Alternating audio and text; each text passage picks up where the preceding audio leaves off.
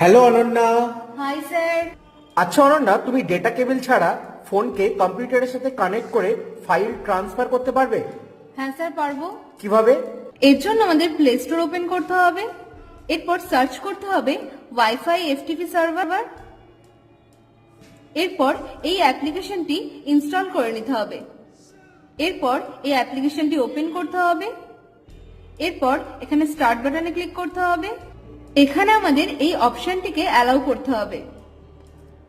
এখানে আমাদের একটি সার্ভার ইউআরএল দেখাবে। এরপর আমাদের কম্পিউটারে দিস পিসি ওপেন করতে হবে। এখানে আমাদের ফোনে দেখানো সার্ভার ইউআরএলটি টাইপ করতে হবে।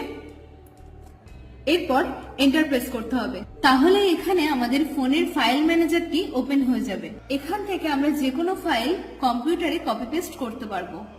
বাহ, খুব সুন্দর দেখিয়েছো। Thank you sir. ওয়েলকাম।